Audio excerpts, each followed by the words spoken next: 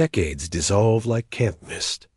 1972 AVA Hospital in Kansas. Laura Cobb, gray-haired and frail, pins a visitor's badge for Dr. Elis Grant, a young pharmacologist clutching yellowed POW diaries.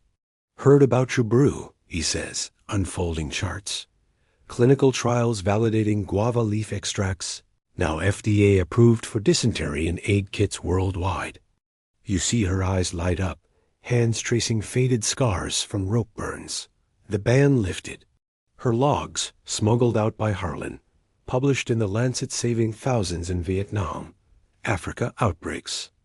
Back in Manila's memorials, plaques honor the angels of Baton. Lavra etched eternal, defied death with daring. Survivors' kin pilgrimage, stories viral podcasts. Docs retelling the midnight raids, Tanaka's glare. But the human toll lingers. Collaborators executed, nurses haunted by what-ifs. In quiet moments, Riley's grandson visits. "You gave Dad life." Medicine's rules bent for humanity. Her tale endures a nurse's grit, outlasting empires. Forbidden no more, the powder proves. Sometimes salvation hides in weeds. What other secrets did those camps bury? The flashlight beam slices the darkness like a saber, pinning Lavra mid-dose, powder dusting her fingers as 15 sailors freeze in their bunks. Your breath catches guards? But a hoarse whisper cuts through. "Don't shoot. It's me, Doc Harlan." A major slips inside, soaked from the rain, eyes hollow from his own camp fevers. Heard the rumors. Saw the recoveries. "Give it to me straight. What's in that pouch?" Lavra exhales, handing over a dose. He sniffs, nods. Guava leaf tannins, charcoal ADSO, RBENT, ... Brilliant. I've got a contact Filipino scout outside the wire. More supplies incoming. Together, they brew double batches, treating 50 more by sunrise. Merchant Marine Captain Ellis, whose shipmates thought him goner. Young PFC Daniels, barely 19, weeping in relief. Word explodes through the camp's 3,000 souls. Secret lines form at dusk. Post-smuggling leaves themselves, defying roll calls. Japanese medics notice. Fewer corpses for the daily count. Productivity up in labor gangs. Tanaka interrogates a snitch who cracks under blows. The nurse, ... Cobb. Her magic powder. Raids intensified. One night, guards tear through tents, bayonets slashing bedding. Lavra buries pouches under floorboards. Heart slamming as boots thunder overhead. They miss it, barely. By week's end, 180 saved, outbreak crushed. But Tanaka summons Lavra at gunpoint. "Confess, or all nurses executed." She stands defiant, the camp holding its breath. Has the cure sown its own doom? Lavra faces Tanaka in the camp command hut, wrists bound by hemp rope that bites like fire. The air stale with cigarette smoke and incense from a Shinto shrine. His adjutant looms, Type 99 machine gun propped nearby, while Helen and Harlan watch from the corner, faces ashen. "You smuggle. You kill with lies," Tanaka accuses, slamming a confiscated pouch on the desk gray powder spilling like ash. You feel the nose tightening. 200 men owe her their lives, but proof means the bamboo cage, starvation, or a shallow grave. "It's medicine, Colonel. Guava stops the flux." "Your own men are healthier for it," she counters, voice unwavering, eyes locked on his. He pauses, barking for a test. A guard with dysentery symptoms camp cooks weren't immune, forces the dose down. Hours tick by in sweltering silence. By evening, a man's fever breaks, color returns. Tanaka's scowl cracks. Pragmatism trumps pride. Imperial Army ... approves, under watch. No execution. Instead, reluctant sanction. Nurses produce under guard supervision, saving the camp's workforce for Tokyo's war machine. Laura's forbidden brew becomes semi-official. Batches scaling to 300. quelling the epidemic across compounds. But post-war, Allied doctors banned it, unproven native remedy, sulfa drugs reigning supreme. Her logs burned as anecdotal. Years later, studies vindicate Guava's power. Yet in whispers, POWs call her saint. As B-29s rumble overhead hinting liberation, Lavra ponders the cost. Defiance won the day, but what shadows linger? February 3, 1945. Dawn cracks over Manila Bay. U.S. Rangers blasting the gates in a hail of .30 caliber fire. Tracers arcing like vengeful stars. Shouts erupt. They're here, the Americans. As 3,000 emaciated souls surge forward, Laura shielding a limping Ruiz from the chaos. You taste the gunpowder sting. Hear the guards' frantic retreat, Arasakas clattering to the dirt. Tanks rumble in, stars and stripes hoisted high. Medevac planes whisked the weakest to Corregidor. Among the saved, Riley, now walking. Kowalski, saluting weakly. 200-plus dysentery survivors bearing witness to the nurse's gamble. U.S. Army docs swarm the infirmary, stethoscopes out, sulfa packets in hand. What sorcery kept you alive? One major asks, eyeing the final pouches.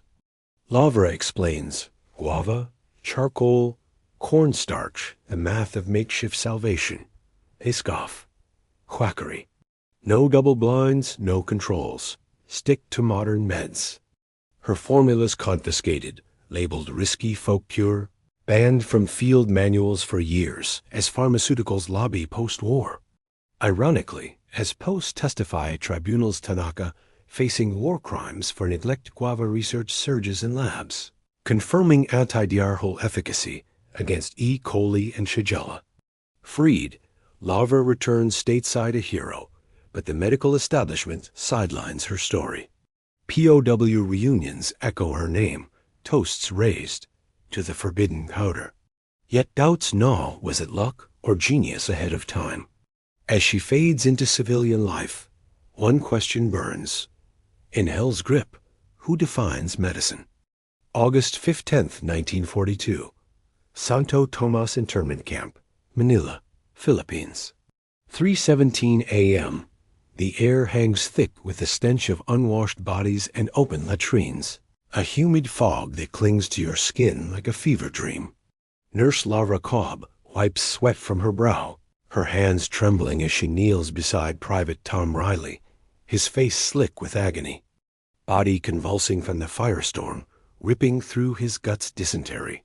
The camp's silent assassin, already claiming a dozen men this week. You can almost hear the wet rattle in his chest, see the blood-flecked diarrhea staining the dirt floor of the makeshift infirmary. A bamboo lean-to lit by a single flickering lantern. Japanese guards patrol the barbed wire perimeter, rifles slung low, their shouts echoing, "Hayaku!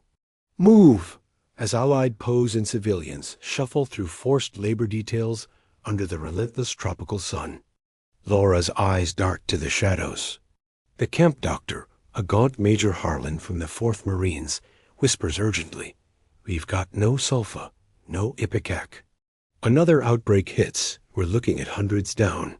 The Japs won't allow outsiders in Red Cross parcels are months late. Riley gasps, clutching his abdomen, his uniform soaked through, whispering his wife's name before going limp. But Laura doesn't flinch. Tucked inside her threadbare dress, sewn into the hem, a small cloth pouch bulges heavily guarded contraband from the camp's edge, where guava trees grow wild beyond the wire. Powdered leaves, dried and crushed with scavenged charcoal and cornstarch. A forbidden elixir brewed in secret under moonless skies.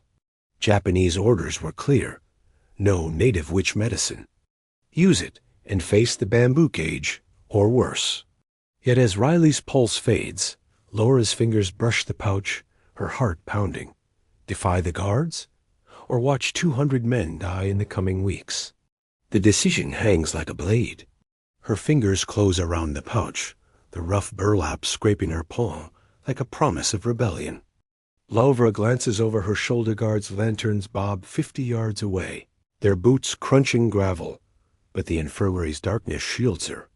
With practiced stealth, she slips out a pinch of the grayish powder, mixing it swiftly into a tin cup of brackish water oiled over a smuggled alcohol stove.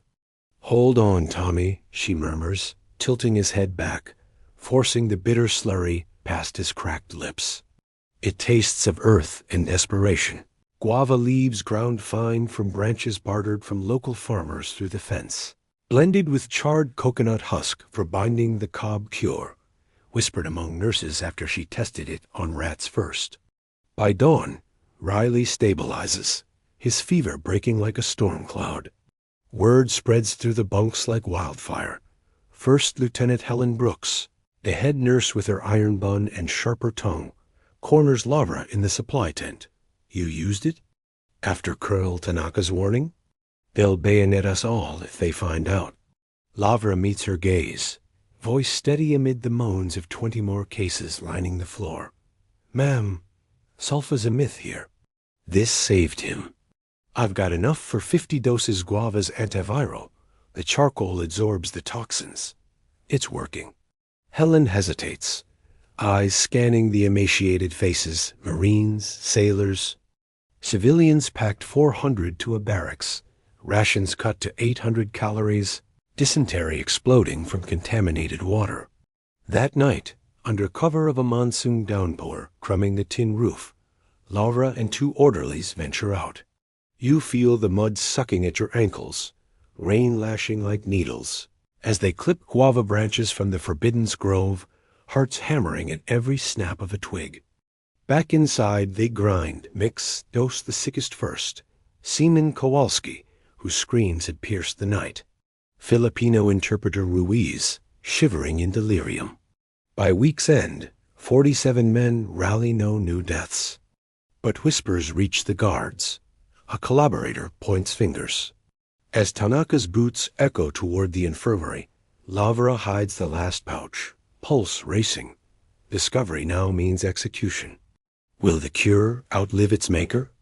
Colonel Hiroshi Tanaka storms into the infirmary at 0600 sharp, his polished boots splattering mud across the bamboo mats, face twisted in fury like a kabuki mask under the rising sun. "American nurse, you poison my prisoners with jungle filth?" He barks in broken English, rifleman at his side, bayonet gleaming.